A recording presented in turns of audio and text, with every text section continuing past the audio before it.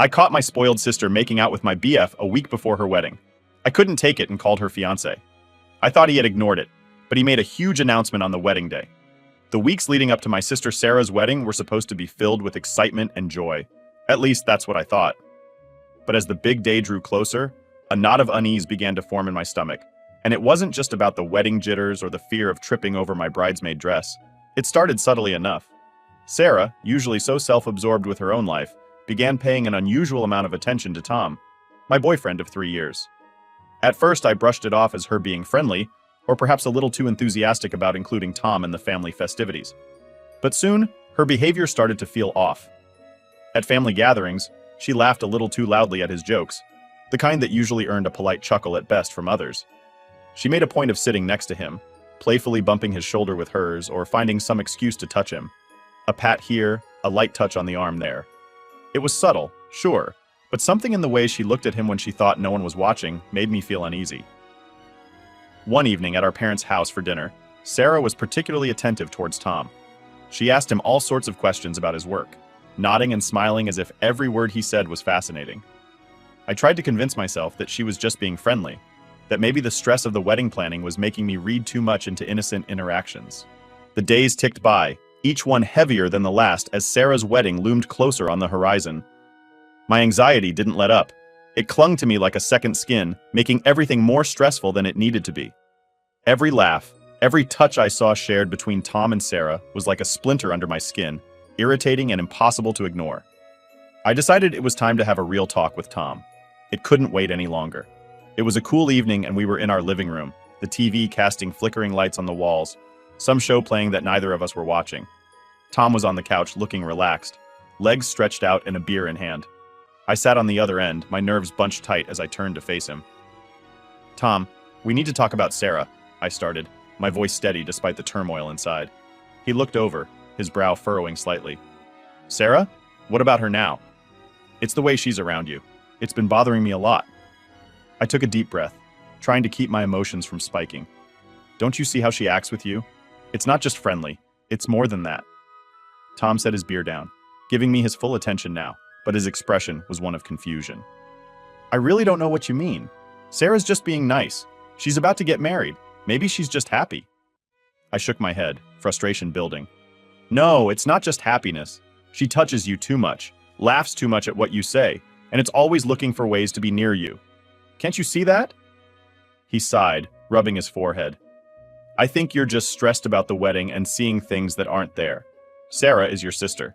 She wouldn't do anything inappropriate." "But I see it, Tom. It's clear as day." The edge in my voice surprised even me. "Why can't you see it too?" "There's nothing to see," Tom said firmly. "And I think you accusing your sister of something like this is going to cause unnecessary drama. We don't need that right now." I felt a pang of hurt at his dismissal, but pressed on. "I need you to at least consider what I'm saying. Watch how she is next time, please." Tom looked at me for a long moment, then nodded slowly. "Okay, I'll watch. But when I see nothing's wrong, we drop this, okay?" "Okay," I agreed, though a part of me doubted he would see what I saw.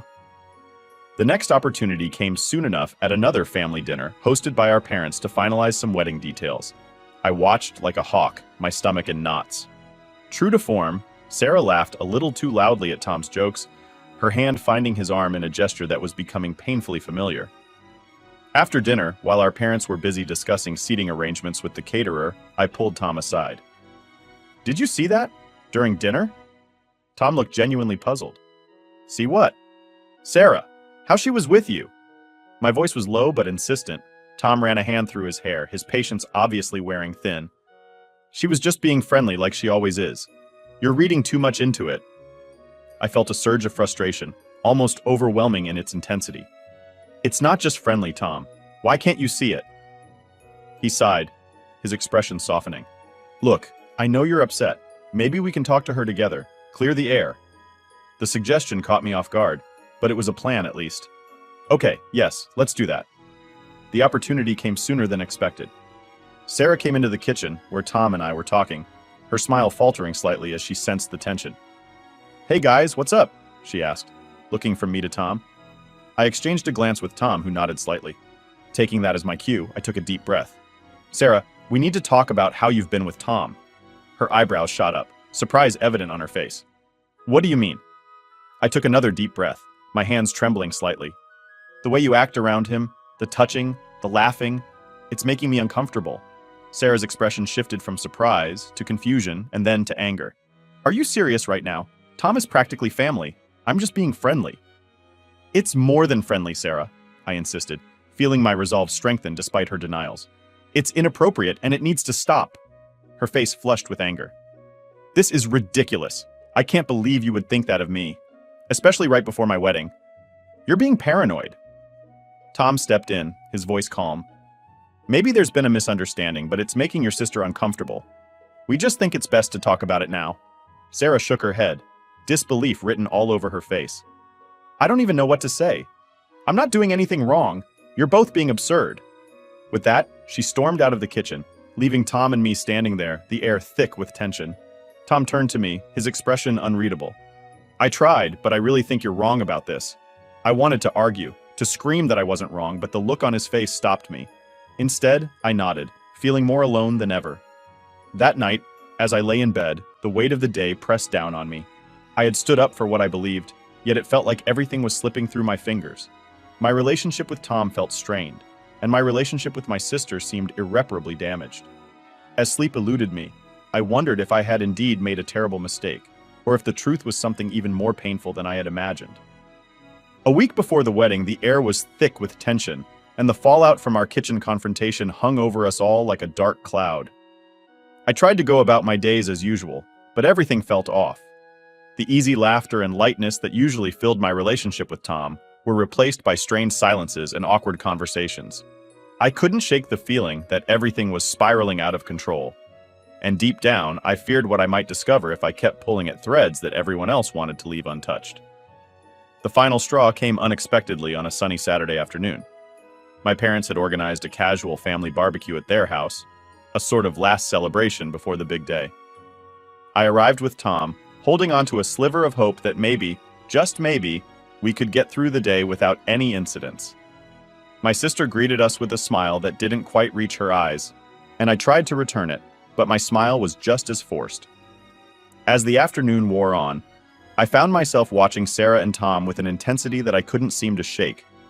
They seemed to be deliberately keeping their distance from each other, perhaps out of respect for my feelings, or perhaps because they sensed my watchful eyes on them.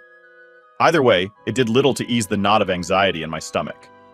Needing a break from the crowd, I excused myself to go inside and use the restroom. The house was cool and quiet, a welcome respite from the sun and the simmering undercurrents of family tension outside. I lingered a few minutes longer than necessary, washing my hands and staring at my reflection in the mirror, trying to talk myself down from the edge of panic that seemed ever present these days. When I stepped back outside, the chatter and laughter of the barbecue reached my ears, a normal family scene, but my eyes were searching for one thing only. I scanned the yard until I found Tom, and my breath caught in my throat. He wasn't alone. Tucked away in a secluded corner of the garden, he and Sarah were deep in conversation. I couldn't hear what they were saying, but the way they stood close, their bodies angled toward each other, sent a surge of anger through me. Without thinking, I started walking towards them, my steps quick and silent on the grass. As I drew closer, I could see Sarah's hand on Tom's arm, her head thrown back in laughter at something he'd said. The sight was like a physical blow, and I felt momentarily dizzy with hurt and betrayal. "Hey!" My voice came out louder and sharper than I intended, and they both jerked apart, turning to face me with wide eyes. Sarah's hand fell from Tom's arm as if burned, and Tom's face was a mask of guilt. "What's going on here?" I demanded, my voice shaking with barely controlled anger. "It's not what it looks like," Tom started, but his voice sounded weak even to his own ears. "Really? Because it looks like you're having a pretty cozy little chat away from everyone else," I snapped, my eyes fixed on Sarah, who was now looking anywhere but at me. "Listen, it's not—" Sarah began, but I cut her off. "I've seen enough." The words were cold, final. I turned on my heel and walked away, the sound of Sarah calling my name echoing behind me. But I didn't stop. I couldn't. Every step took me further away from the betrayal, but not from the pain that throbbed in my chest like a second heartbeat. Back at the house, I grabbed my purse and keys, my movements robotic. Tom followed me inside, his pleas for me to listen to him falling on deaf ears. "I can't do this right now, Tom. I can't," I said, my voice breaking as I spoke. The sight of him, so familiar yet so foreign in that moment, was too much to bear. Please just give me a chance to explain, he implored, reaching for me. But I stepped back, putting distance between us. There's nothing you can say that would make this okay, I said, the finality in my voice making him flinch. I left then, the door closing behind me with a soft click that sounded like the end of everything. The drive home was a blur of tears and red traffic lights, and when I finally got there, the silence of the empty apartment was a stark contrast to the turmoil inside me. That night I lay in bed, staring at the ceiling as the shadows shifted. The pain of what I had seen was a living thing inside me, growing and twisting with each passing hour. It was in those quiet, dark hours that I made my decision. I couldn't go to the wedding. I couldn't stand there and watch my sister marry as if nothing had happened. And I couldn't look at Tom, not without seeing the garden scene replayed over and over in my mind. The next morning, I called Sarah. My voice was calm, detached, as if I was talking about someone else's life. I won't be at the wedding, I said simply. There was a long pause, and then, why? Because of what you think you saw? Yes, because of what I saw, I replied, my voice steady. You're making a mistake, she said, her voice low, but I could hear the edge of desperation in it. Maybe, but it's mine to make, I said, and hung up. The decision brought me no peace, only a deep, aching sadness that settled in my bones. But it was done. I had drawn a line, one that I couldn't step back from, not now. The only thing left to do was to move forward, even if I had to do it alone. The days following my decision to skip Sarah's wedding were some of the longest and most painful of my life. Each morning I woke up with the hope that the previous days had been just a bad dream, only to be met with the harsh reality that they weren't. My relationship with Tom was in shambles, my family ties were fraying, and my emotional state was a wreck. I stayed in my apartment, my phone constantly buzzing with calls and texts from various family members and friends asking what had happened, why I wasn't going to be at the wedding, and if I was okay. I ignored most of them, not ready to face the questions or the inevitable judgments that would come with my answers. Tom's messages were a mix of apologies, explanations, and pleas for me to talk to him. I read each one, a part of me longing to hear him out, to find some way to fix everything. But the images of him and Sarah together were too fresh, too painful. I couldn't just pretend nothing had happened. After a couple of days of relentless messaging, I replied with a simple text. We need to take a break. I can't deal with this right now. He responded almost immediately. Please, don't do this. We can work through it. But I wasn't sure if that was true. The trust was broken, and I didn't know how, or even if, it could be repaired. I turned off my phone after that, the silence in my apartment a welcome relief from the constant reminders of everything that had gone wrong. The day of the wedding arrived, and with it, a sense of finality. I knew that whatever happened today would likely set the tone for my relationship with my family going forward. The weight of that thought was suffocating. I spent the day alone trying to distract myself with books and TV shows, but nothing could hold my attention. My mind was a whirlwind of thoughts and emotions, replaying the past few weeks over and over. I felt a mix of anger, sadness, and a deep, gnawing guilt that maybe I had overreacted, that I had ruined my sister's wedding over something that might have been innocent. The next few days were tense. My sister wasn't speaking to me. My parents called, wanting to know why Sarah was so upset. I tried to explain, but I could tell they thought I was overreacting to the wedding, was getting closer, and I didn't know what to do. I was supposed to be a bridesmaid, but now I wasn't sure if Sarah even wanted me there. My boyfriend was still invited, and he said he thought we should both go to show there were no hard feelings. But the thought of watching my sister walk down the aisle, knowing how upset she was with me, made me feel sick. I tried to call Sarah a few times, but she didn't answer. I left voicemails apologizing, saying we needed to talk, but she never called back. I even went to her apartment, but she wouldn't open the door. As the wedding day got closer, I felt more and more anxious. My boyfriend kept telling me to relax, but everything would blow over. But I wasn't so sure. I had a nightmare where I showed up at the wedding, and everyone turned to stare at me, whispering and pointing. I woke up in a cold sweat. Update 1. Things got worse after my confrontation with Sarah. She told our mom about my accusations, and Mom was furious with me. She called me yelling about how I could be so selfish and paranoid right before Sarah's wedding. How could you accuse your own sister of such a thing? She demanded. I tried to explain my side, but she wouldn't listen. She told me I needed to apologize to Sarah immediately and fix this mess. The tension in our family was unbearable. Sarah still wouldn't speak to me. And now my parents were upset too. My boyfriend Tom kept insisting I was overreacting, which only made me feel more lonely and frustrated. A week before the wedding, I went to my parents' house to try and smooth things over. As I approached the front door, I heard muffled voices from the side of the house. Curious. I walked around to the garden and froze in shock at what I saw there, partially hidden behind a large shrub. Were Sarah and Tom. They were locked in a passionate embrace, kissing deeply. Tom's hand was under Sarah's shirt and her legs were wrapped around his waist. They were so engrossed in each other that they didn't even notice me standing there. I felt like I'd been punched in the stomach, all the air left to my lungs, and for a moment I couldn't move or speak. Then, as the reality of what I was seeing sank in, a wave of anger and betrayal washed over me. "What the hell is this?" I screamed. They jumped apart, looking guilty and shocked. Sarah's face went pale while Tom started stammering. "It's not what it looks like," but it was exactly what it looked like. All my suspicions, all my fears that everyone had dismissed as paranoia were suddenly confirmed in the worst possible way. "How could you?" I choked out, tears streaming down my face. My own sister and my boyfriend? Sarah started crying too. "I'm so sorry," she sobbed. "We didn't mean for this to happen," but I couldn't bear to hear their excuses. I turned and ran back to my car, ignoring their calls for me to come back. As I drove away, my phone started ringing. First time, then Sarah, then my mom. I ignored them all.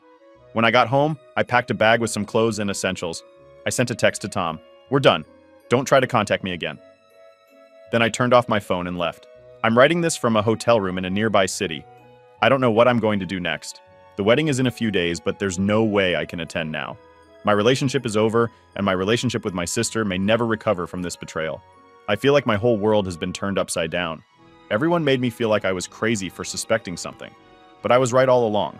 I don't know how I'll ever trust anyone again after this. So, Reddit. Any advice on how to move forward from here would be appreciated. Update 2.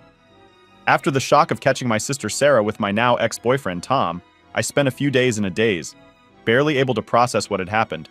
My phone was flooded with messages and missed calls from both of them, as well as from my parents. But I couldn't bring myself to respond. Eventually, I realized there was one person who deserved to know the truth, Mark, Sarah's fiancé with a heavy heart. I called him when Mark answered. I could hear the confusion in his voice. "Hey, what's going on? Sarah has been a mess, saying you've disappeared and won't talk to anyone." I took a deep breath and told him everything. I explained my initial suspicions, how everyone had dismissed my concerns, and finally, what I had witnessed in my parents' garden as I spoke. Mark remained silent, only occasionally making a sound to indicate he was still listening. When I finished, there was a long pause. Finally, Mark spoke, his voice low and controlled. "Thank you for telling me. I need some time to think about this." That was all he said before hanging up. I sat there staring at my phone, wondering what he would do with this information. As the wedding day approached, I heard nothing from Mark or my family. Sarah had stopped trying to contact me, and I assumed she had convinced Mark to forgive her.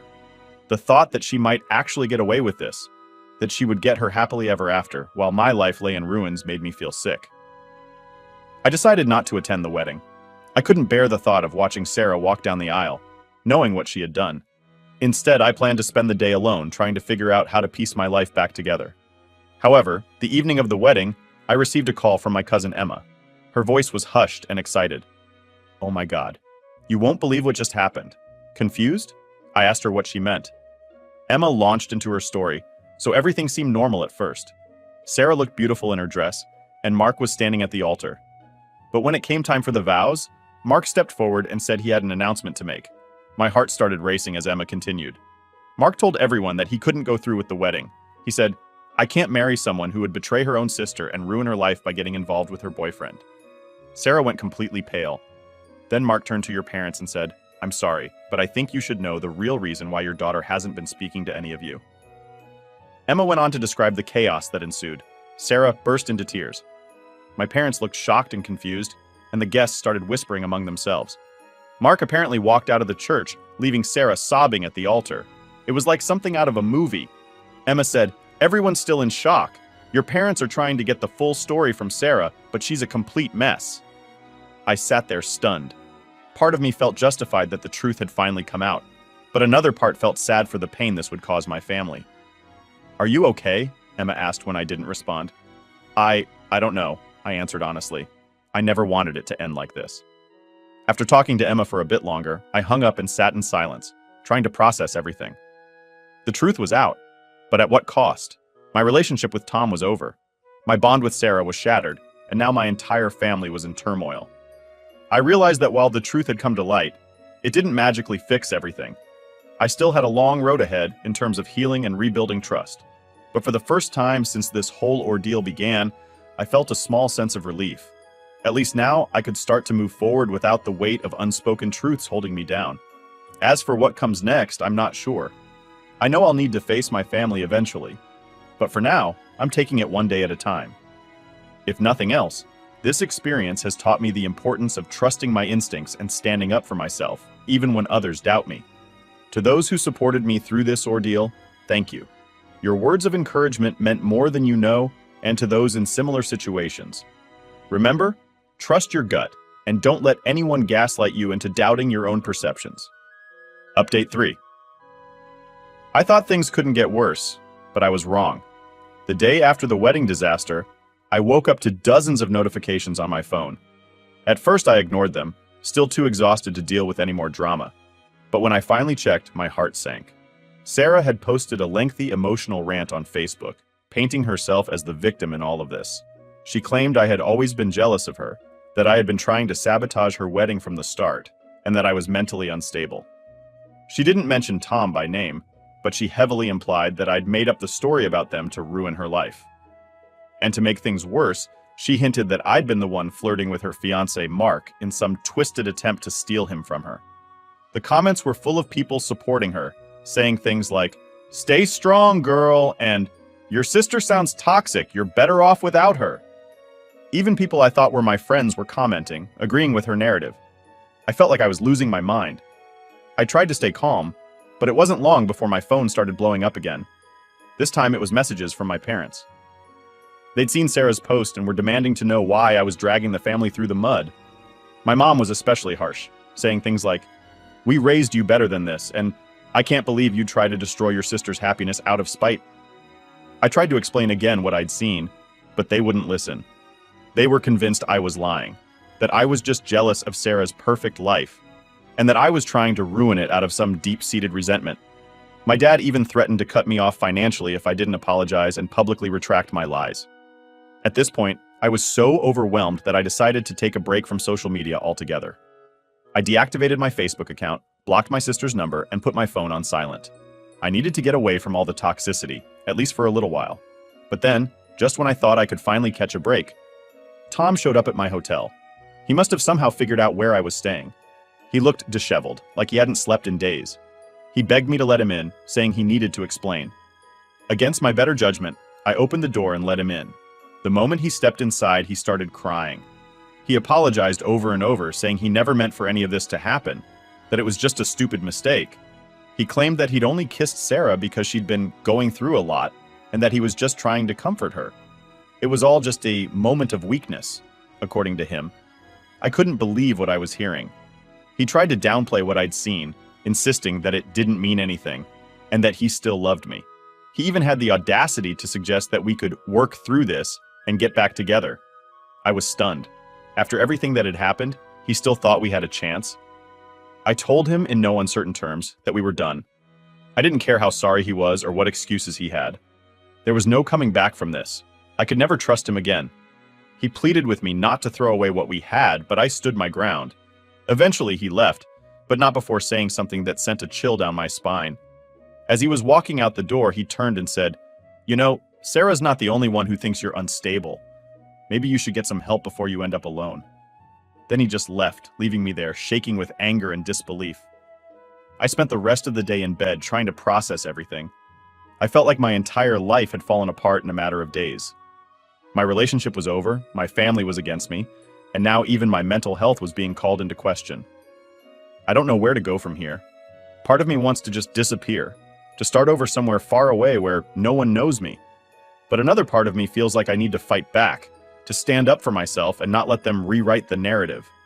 I've considered going to a lawyer to see if there's anything I can do about the defamation, but I'm not sure if that's the right move. For now, I'm just trying to take it one day at a time. I've reached out to a therapist to help me work through all of this because I know I can't do it alone. And I've started looking for a new job in a different city. I think getting away from everything might be the best thing for me right now. To anyone reading this who's been through something similar, How did you handle it? How did you rebuild your life after everything fell apart? Any advice would be really appreciated.